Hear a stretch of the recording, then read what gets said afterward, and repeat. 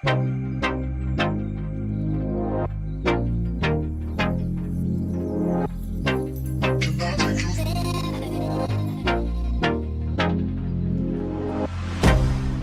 can't get you out of my mind.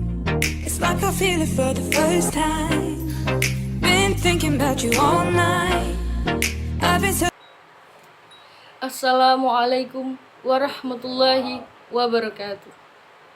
Pertama-tama dan yang paling utama, puji dan syukur kita panjatkan kehadirat Allah Subhanahu wa Ta'ala, yang mana pada kesempatan kali ini saya masih bisa diberikan kesempatan untuk berceramah di hari ini.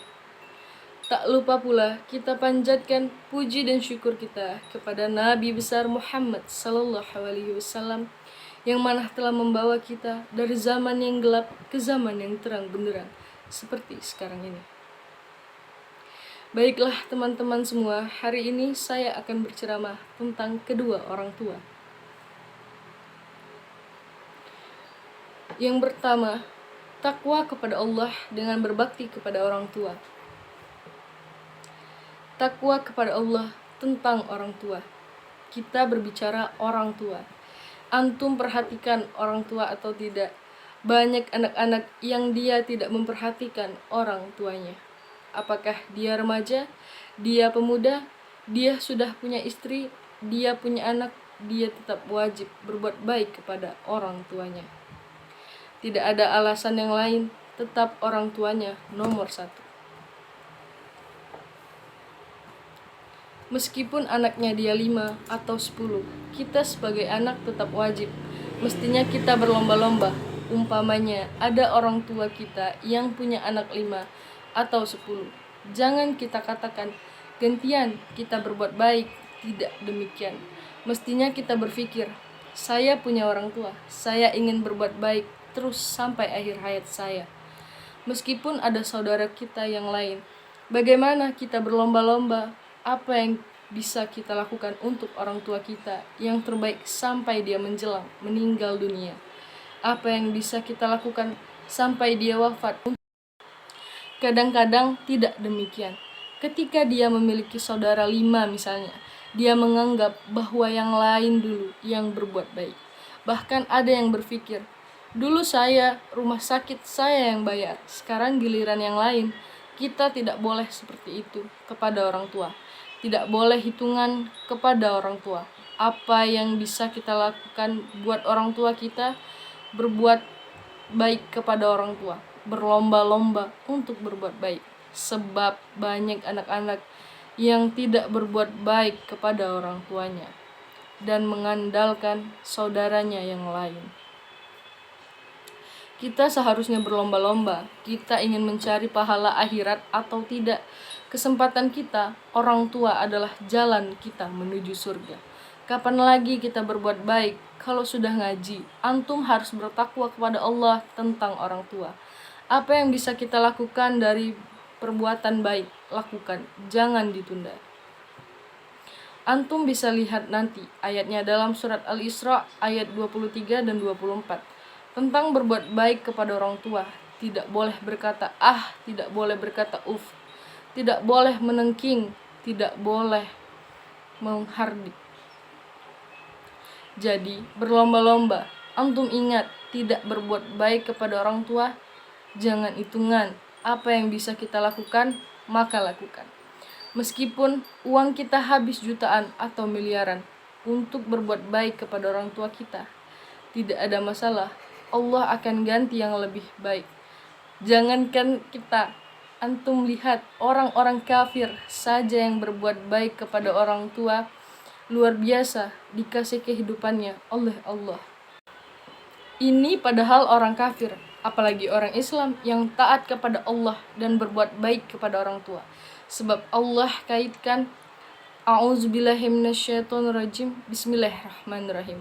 Wa qada rabbuka alla ta'budu illa iyyahu wa bil walidaini ihsana imma yablaguna indakal kibara ahaduhuma aw kilahuma fala taqul lahuma uffi wa la tanhar huma wa qul lahuma qawlan karima. Allah mewajibkan tidak boleh kalian beribadah melainkan hanya kepada Allah dan berbuat baik kepada orang tua. Al-Quran Surat Al-Isra ayat 23. Allah juga berfirman, wa'budullaha wa la tusyriku bihi syai'an wa bil walidaini ihsana. Beribadahlah kepada Allah, jangan berbuat syirik, dan berbuat baiklah kepada orang tua. Al-Quran Surat An-Nisa ayat 36.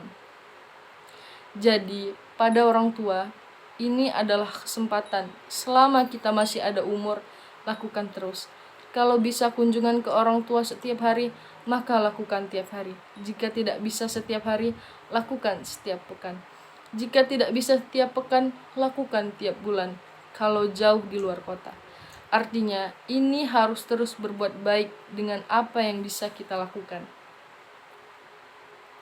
Jangan datang ke orang tua, menyusahkan mereka. Ada anak yang sudah dari kecil dia biayai hidupnya, sampai dewasa, sampai nikah. Setelah itu dia datang ke orang tua, menyusahkan. Jangan demikian. Apa yang kita bisa bawa untuk orang tua kita, apa yang menggirangkan dia, menyenangkan dia. Umpamanya kita mampu dan dia minta umroh, maka berangkatkan umroh. Kita ada uang dan dia minta haji, berangkatkan haji. Ini tidak ada masalah dan Allah akan ganti yang lebih baik. Kalau kita infak kepada orang lain, pasti Allah akan ganti, apalagi kepada orang tua kita. 2. Keistimewaan berbakti kepada orang tua.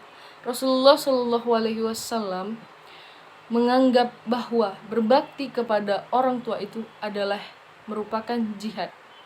Sebagaimana ada seorang pemuda meminta izin kepada Rasulullah Shallallahu Alaihi Wasallam untuk ikut berjihad. Lalu Rasulullah Shallallahu Alaihi Wasallam bertanya, "Ahayyu walidaka?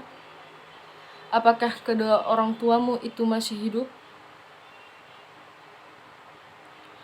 Pemuda itu menjawab, "Masih, wahai Rasulullah." Lalu kata Rasulullah, "Arji' qafihim qajahid."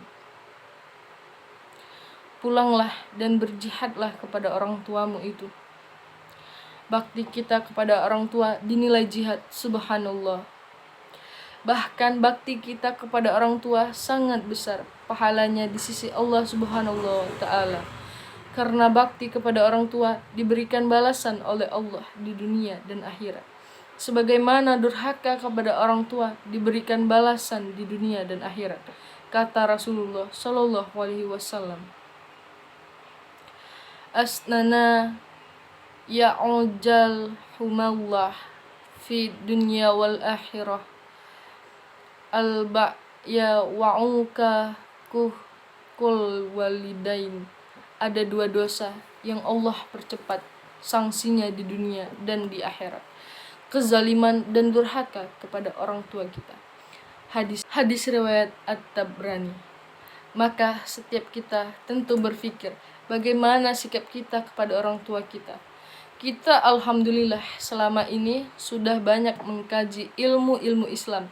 Kita alhamdulillah sudah mengetahui banyak sekali dalil-dalil. Entah bagaimana pentingnya berbakti kepada orang tua. Namun memang suatu amal itu semakin besar pahalanya, semakin berat. Besar pahalanya berbakti kepada orang tua. Tapi ternyata godaan syaitan itu untuk melaksanakannya berat juga. Apalagi kalau antum, subhanallah, dicoba dan diuji oleh Allah dengan orang tua yang nyebelin, orang tua yang keras, orang tua yang suka sumpah serapah. Ada lagi seorang anak diuji dengan orang tua yang sudah tua dan dia tidak mampu apa-apa, bisanya hanya marah-marah. Demi Allah, ini ujian yang berat buat Anda dan buat kita. Diuji kita bagaimana bakti kita kepada orang tua kita.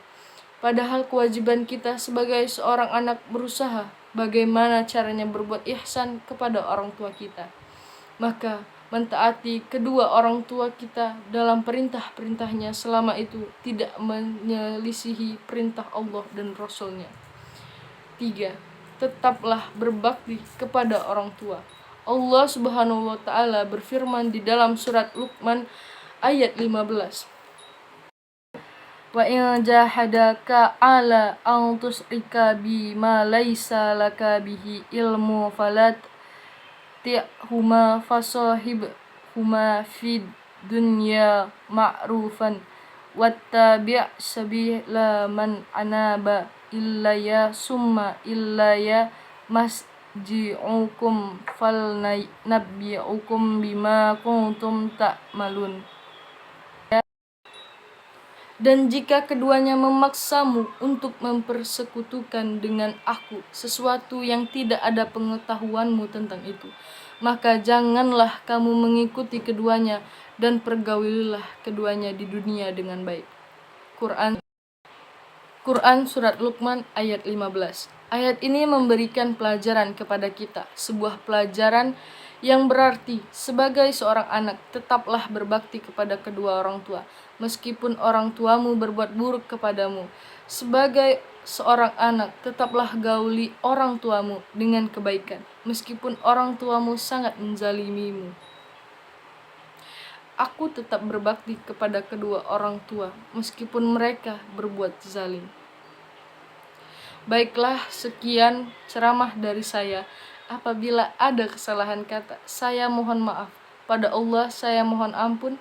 Semoga ceramah dapat bermanfaat untuk kita semua. Saya akhiri, wabillahi taufiq wal hidayah. Wassalamualaikum warahmatullahi wabarakatuh.